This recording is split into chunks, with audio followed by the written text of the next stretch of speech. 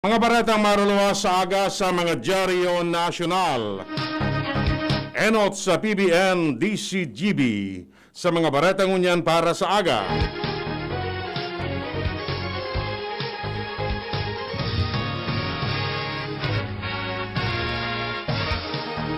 Detalles kan barata.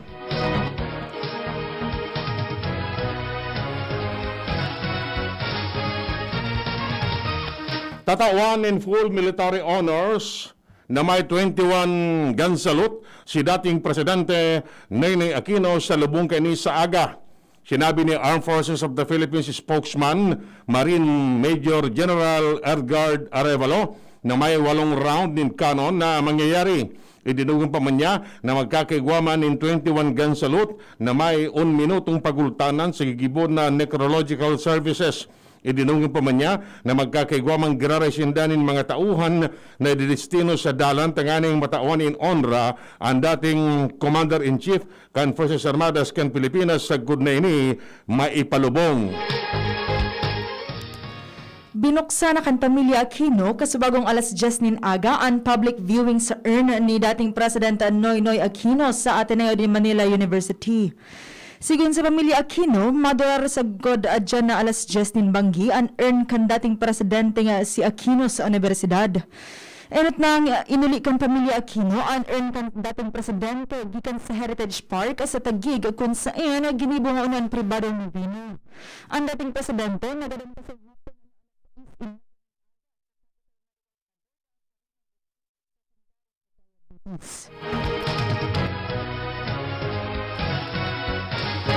Nagsumiter ng resolution ang mga kongresista na kaentra sa Partido Liberal para magpahayag sa Kamara de Representantes ni simpatiya sa pagkagada ni dating Presidente Ninoy Aquino. Napapalaman sa resolution ang pagbusol kan dating Presidente sa good governance reform, anti-corruption, asin transparency sa lindong kan mantra na kayo ang boss ko asin daang matuwid. Rekonosido man sa resolution ang advocacy asin flagship program sa 6 na taon na termino sharing sa 4Ps, bottom-up budgeting process asin universal health care. Tatawan ng kopya kan sharing na resolution ang pamilya Aquino. Grabe ang pasalamat kan nguhod na tugang ni dating Presidente Benigno Aquino III na si Chris Aquino na nagkaulian na sindakan sa iyang kuya bago pa man ininagadan. Sigun kay Chris, may ito pa man na naging bukas na siya sa publiko na dakol sindangan da ipagkakasinabutan kan dating presidente kaya nagpapasalamat siya na napatawa daw siya kan sa iyang tugang bago pa man ininagadan. Alaga, dahil naman pigdetalye pa ni Chris, anugat kan sa indang dahil pagkakasinabutan kan dating presidente. Katakod kay ni, nagpabot naman, yung pakidami ang dating aguntan actress na si James Yap sa pagkagada ni dating Presidente Aquino. Sa sarang Instagram post, pinasalamatan ni Yap ang dating presidente asin pinasalamatan ini sa magayon na pakikitungo sa iya. Nagtaon ng respeto ang Department of Education sa pagkagada ni dating Presidente Ninoy Aquino dalan sa paninindugan kini sa advokasya sa basic education. Sa nang sinabi na sinda nakikisumaro sa nasyon na marumduman ang legasiya ni Aquino bilang leader ka nasyon.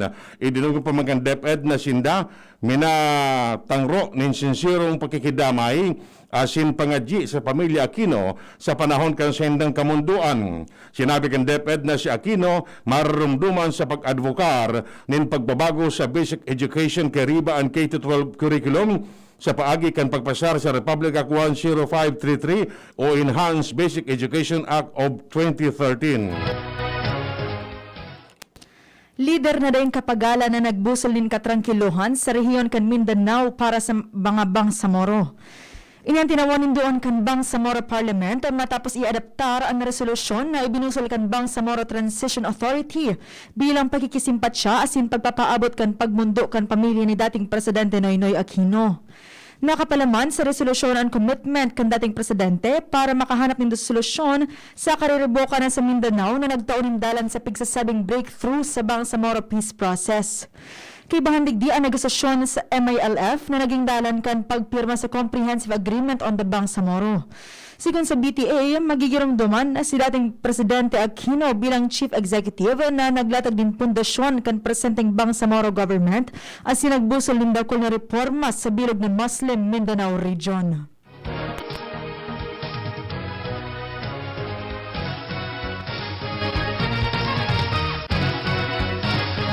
Miyaras na nagpatanid ang Octa Research Fellow sa posibleng epekto kan COVID-19 Delta variant sa medical system oras na maglakop ini.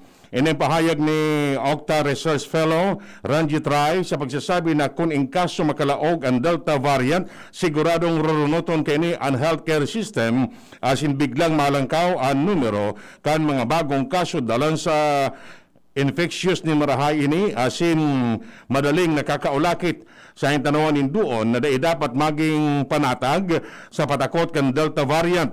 Idinugan pa man niya na kinakaipon na kaskasan ang COVID-19 vaccination asin ipadagos ang pagigpit sa lenderos, siriman, pagkasugon ang testing, contact tracing asin isolation strategies tanganing dai maglakop ang variant. Siniguro ni Presidente Rodrigo Duterte ang pagtataon ni nagkakanigong healthcare service para sa gabos na mga Pilipino. Ini matapos na pirmahan ni Presidente Duterte ang 16 na propwestong lay kasubanggi sa nangyaring ceremonial signing sa Malacanang. 13 sa mga ini may kinaraman sa pagpaitaas ka ng mga kapasidad ka nagkapira mga ospital sa nasyon kay mga naan mga minasunod na ospital. Nagaulian na District Hospital at Rosario District Hospital sa Ula Union, Sinay District Hospital sa Ilocos Sur, East Avenue City Mayor,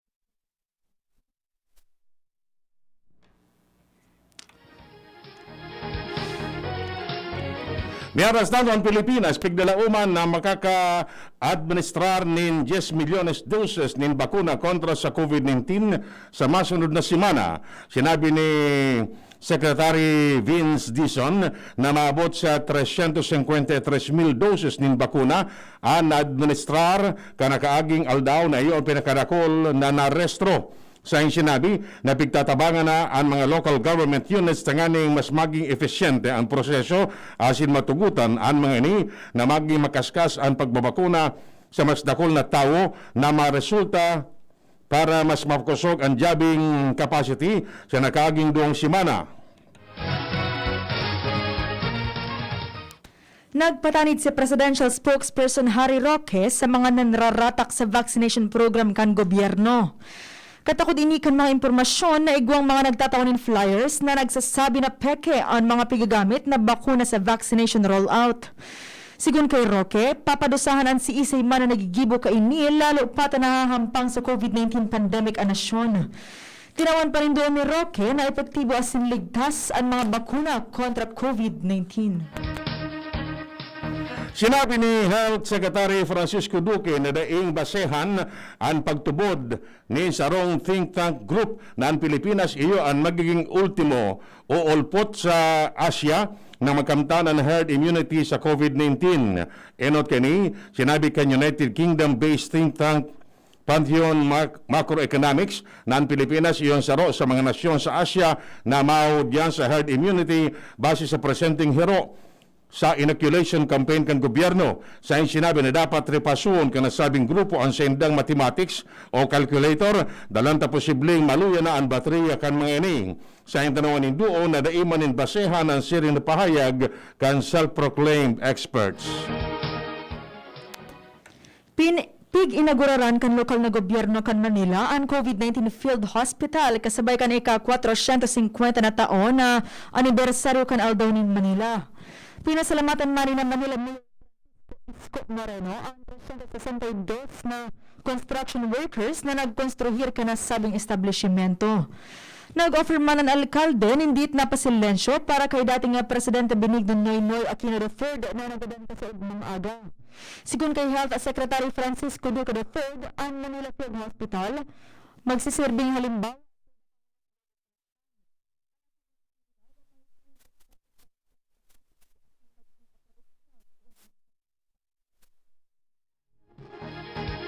Miyaras tanto sinabi ni Justice Secretary Maynard Guevara na ang Criminal Act pighamaan kan mga legisladores.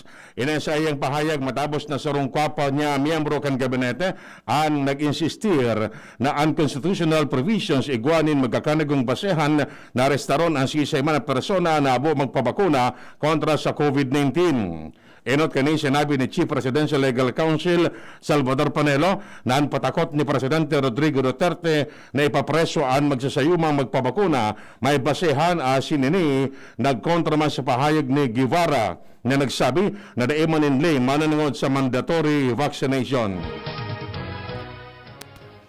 Pinangaranan kan palasyo ang mga kadagdagan na lugar na ipaprioridad para sa COVID-19 vaccine rollout apwera sa NCR Plus 8. Sigun kay Presidential Spokesperson Harry Roque na kaibahan sa plus 10 priority areas sa pagdistribuir kan COVID-19 vaccines ang Cagayan de Oro, Bacolod, Baguio, Zamboanga, Dumaguete, Tugigaraw, General Santos,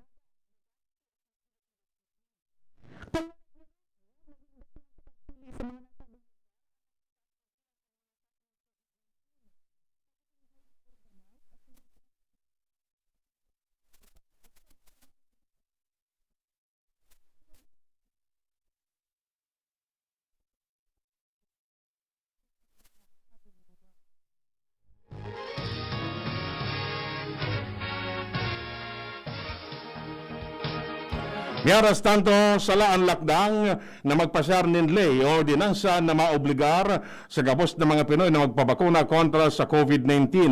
Ang pagtubod ni Abogado Tony Lavinia, dating dekano kan Ateneo School of Government bilang reaksyon sa patakot ni Presidente Rodrigo Duterte na ipapadakop ang sistema na magsayumang magpabakuna. Sa sinabi na man na bagay pwedeng pagpuunan in lay, alagad dapat ining maging rasyonable. Idinuga pa ni Lavinia na sala ang pag-ibon in lay, dalan ta may rason ang mga tao kung kaya abo magpabakuna na dain na sasabutan kung medical o may kinaraman sa reliyon kung magpapaluwas nin blanket authority. Tinugutan kan Commission on Higher Education o CHED ang 93 na higher education institutions o HEI sa nasyon na magkondukta ng limitadong face-to-face classes sa indang medical-related courses. Nagkapira sa mga institusyon na pagtugutan hali sa Metro Manila na may universidad asin kolehiyo. 13 sa Region 12, 12 sa Region 4, asin 7 sa Region 5, asin Region 7, anom sa Cordillera Administrative Region, 5 sa Region 5, asin Region 9, 3 sa Region 1, asin sa Region 11, asin tigsarong institusyon sa Region 2, Region 3, asin Caraga. Sinabi ni De Vera na pigihiling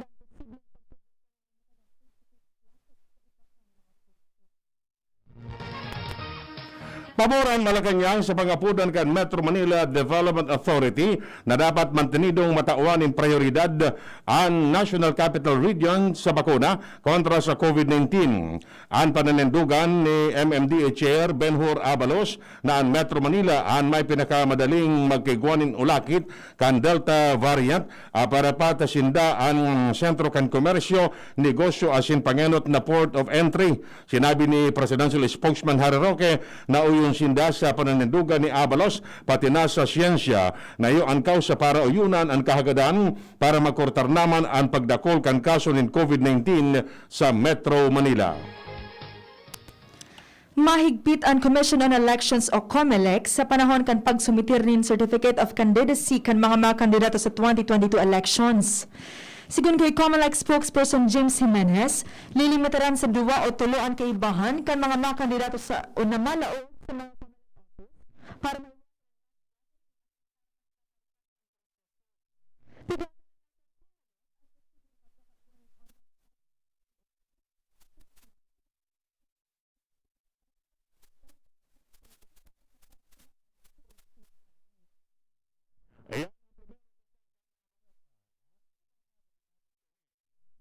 Para kay Ralph na napuruhan ng boss. Kay Suzy na di makasakay ng bus pa uwi. At syempre, para sa'yo. Embassy Whiskey. Its smooth, oaky flavor helps you unwind after a long day. Kaya relax, slow down, and chill muna tayo.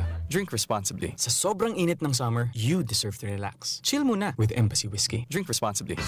Realize true comfort and relaxation at Dorotea Resort and Spa, a perfect venue for family outings, couple retreats, and various functions such as weddings, birthday parties, corporate seminars, and conferences. Dorotea Resort and Spa. We have backpackers rooms, standard rooms, deluxe, suite, and a penthouse. Also, relax and rejuvenate with our spa's invigorating treatments, services, and facilities. Dorotea Resort and Spa. Kahugutan, Bakakay, Albay. For reservation, contact us at 0917-836-7454 or 0998-863-5568. Find us on Facebook, Dorotea Resort and Spa. Relax, rejuvenate, and enjoy. Only here at Dorotea Resort and Spa.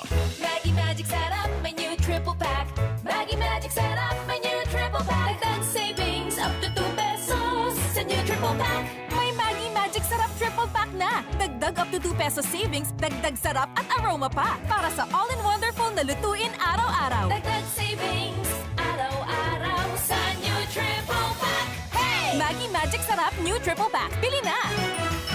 Savings up to 2 pesos versus buying 3 Maggie Magic Sarap 8-gram packs. Dagdag sarap at aroma versus previous formulation. Maggie Magic Sarap, may new triple pack na. Ma, sa futuro, mapatindog ako nin mansyon para si mo. Engineer ang pangiturugan kan bunso ko. Dakol nin angat na kaipuhan malagpasan, tanganing makuha ini. Kaya ngunyan pa sana, pinapatibay ko na siya. Maray na sana may tibay hali sa Bear Brand Swak. 10 pesos sana. Sigurado ako. Kompleto sa tibay, tabang pampakusog kan resistensya. Tibay ang puhunan, tanganing maray, ang futuro. Bear Brand Swak. 10 pesos sana. Umpleto refers to preserve of Tibay resistensya nutrients, which are 100% vitamin C, iron, and zinc, based on Rennie 4 to 6 years old with 3 balanced meals. Bear Brand fortified powdered milk drink is not suitable for infant feeding and is not a breast milk substitute. 10 pesos is the suggested promo price. Promo runs from July 1, 2021 to September 30, 2021 per DOH FDA CFRR permit number 0203 series of 2021. Enjoy 1050 pack! Sagkot Kinsena Swak! Weh! Sobra kabikoy pakno! Ang sikreto! Dikit 25 turo sa sarong grupong hugason swak. Dikit na tubig bukagon asin pa sa puhon. Sobrang sabon, sobrang sa epekto! Dikit 25 turo sa sarong grupong hugason swak. Enjoy 1050 pack! Sagkot Kinsena Swak! Enjoy 1050 pack! Sagkot Kinsena Swak! 15-day mileage claim is based on quantitative consumer usage test. Joy Kinsenas Pack, only 1050 SRP. Pandesal! Ito naman ang tunog ng may diskarte. Pandesal! Yan ang legit Gin Kapitan. May tamang lasa at hagod sa presyong kayang-kaya. Gin Kapitan. Kayang-kaya! Drink responsibly. Basta't sama-sama sa diskarte, kayang-kaya. Gin Kapitan. Kayang-kaya. Sa buhay ngayon, gets namin na kailangan madiskarte para buhayin ang pamilya. Kaya you should take care of your health. Gets ka na ng Wilkins Pure. Sure na pure quality water na may global purification standards. Dahil deserve mo ang good health, mag-Wilkins Pure. You are worth a Wilkins. A product of the Coca-Cola Company. Drink Wilkins Pure. Pure quality water for 11 pesos SRP.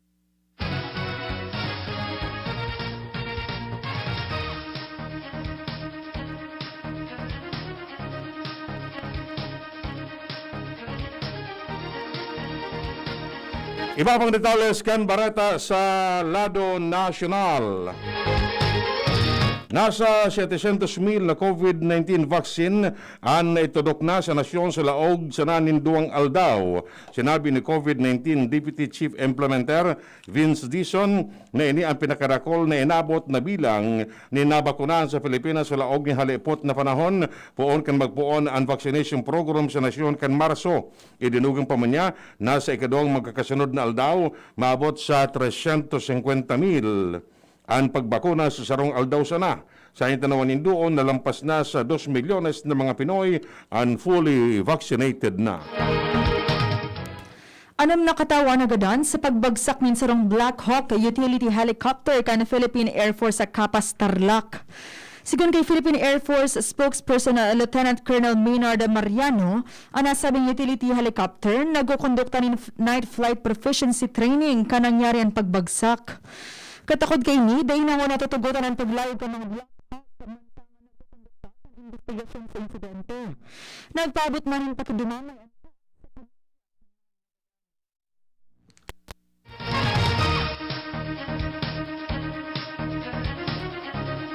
May oras na iba pa detalles kan Bareta sa lado nasyonal. Dahil makaka-eksperyensya ang nasyon nin pagdakol kan mga kaso ng COVID-19 maski kadakol ng mga Pinoy ang nakaresebi ng bakuna na gibo kan Chinese firm Sinovac Biotech. Sinabi ni Dr. Rontgen Sulante, miyembro kan vaccine panel expert na daisa sa paron kan Pilipinas, ang sinapar kan ibang nasyon na nakikipaglaban sa pagdakol kan infection maski nagamit nin Sinovac vaccine mantang igwaman nin brand na kay Riba sa local vaccine rollout. Sa sinabi na pwede man na makamtan ang proteksyon maski bakunahan ang 60 hasta 70% kan populasyon dalang tabako masana sa Sinovac vaccine ang ginagamit kundi igwaman in iba pang platform. Nagsayong mga unang pangaranan kan Puwersa Armadas kan Pilipinas ang anom nindang miyembro na nagadaan sa pagbagsak kan bagong bakal na Black Hawk helicopter sa palibot kan Crow Valley harani sa Clark Air Base, Pampanga ka nakaaging banggi. Initanganing tauanin panahon mo ng pamilya kan tulong piloto asin tulong crew members kay ni na sarong Lieutenant Colonel, duwang Major, sarong Master Sergeant, sarong Technical Sergeant asin sarong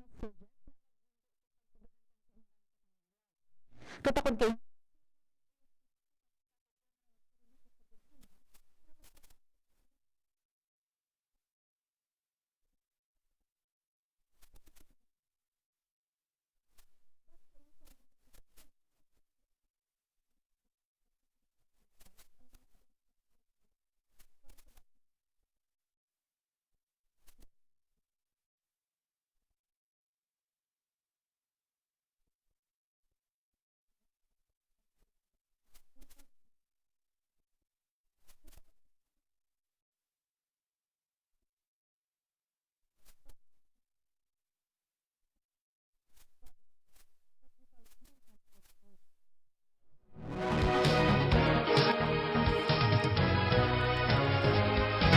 Nagpiyok ang hepik kan tagapagsiguro sa seguridad ni Presidente Rodrigo Duterte mananangon sa kamugtakan kan pagpapabakuna kan Presidente kontra sa COVID-19.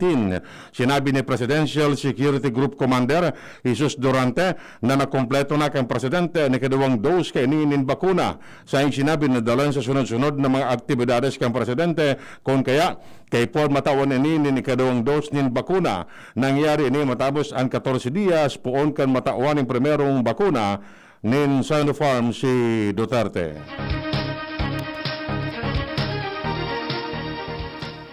Nahiling sa Department of Science and Technology asin Philippine Army ang cyber attacks sa nareddag na news sites asin rights group base sa sarong Sweden-based digital forensics group.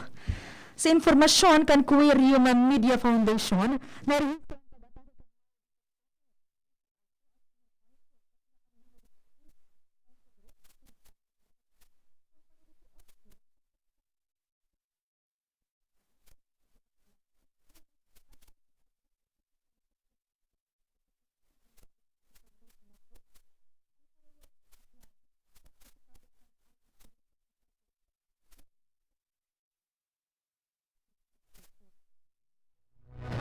Mientras tanto, ng Bareta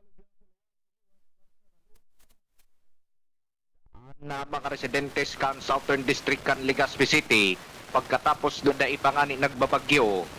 Brown out na naman. Ini ang mga naresibing reklamo kan DCGB News hali sa nasambitan ng lugar na kung saan para nagkaigwanin thunderstorm sa palibot, nagparakaigwasan na ng diit na pag-uuran asin na mga diit na pagpaparos-paros. Nag-brown out tulos ang nasambitan ng mga lugar puon sa Taysan, pasisiring sa Barangay Bangkiruhan, asin pasisiring sa Barangay Buena Vista, ang pagkawara nin supply nin kuryente.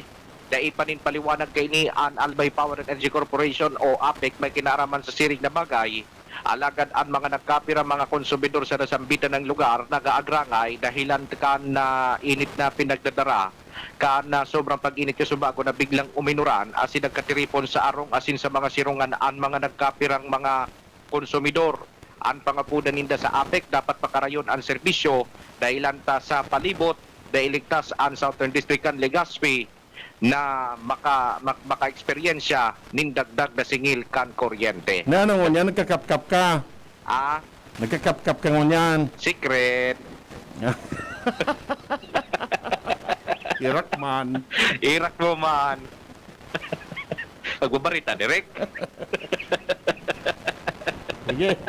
Roger, so yan, dami direk ang mga dagdag na bareta. Ako po, si LBB. Iba pang detalles kan Bareta sa lado nasyonal. Bilang suporta sa vaccination drive kan gobyerno, nagpulos ang Department of Education nin comprehensive guidance on the participation of DepEd in the implementation of the Philippine National Deployment and Vaccination Plan. Sa DepEd Memorandum 028, inilatag ang mga prinsipyo asin giya tanganing masiguro ang pagtaon ng suporta sa gobyerno nasyonal asin mga empleyados kaning. Sinabi ni DepEd Secretary Leonor Briones na ang vaccination program iyon makakatabang sa inda para mamitigar ang epekto kan COVID-19 sa pagsasabi na kaipuan inda ang mga paratokdo, mga magurang, asin lambang saro na magsabay sa inda tanganing malabanan ang pandemya. Sinabi kan Malacanang na pendyente ang investigasyon bako patas na isabit ang mga ahensya di gobyerno sa cybercrime attacks kontra sa mga website at kan duwang alternative media outlets as in human rights group. Unclear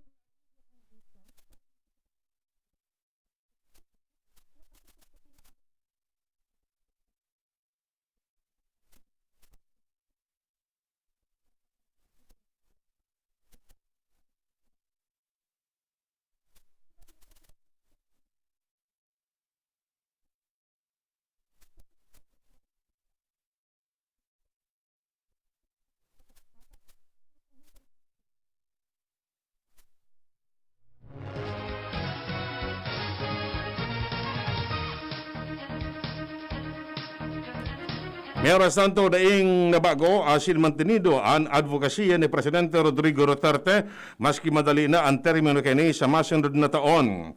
Sinabi ni Presidential Spokesman Harry Roque na daiman ng pagbabago sa pagsasabi na mantenido ang advokasya ni Duterte sa kampanya kini kontra sa korupsyon asin ipigbabawal na droga.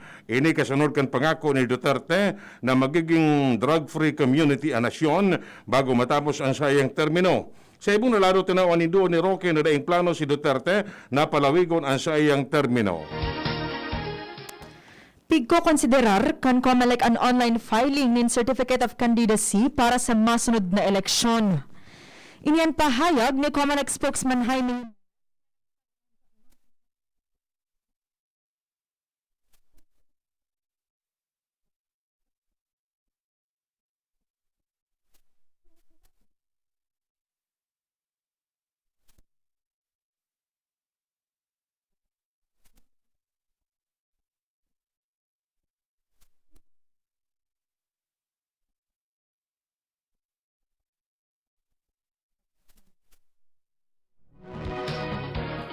Yan mga tugang nga detalles kaya mga barata ngunyan para sa agadigdi sa Radio DCGB. Sa pagkarakan mga pagiriba, manito tanya sa lado teknikal.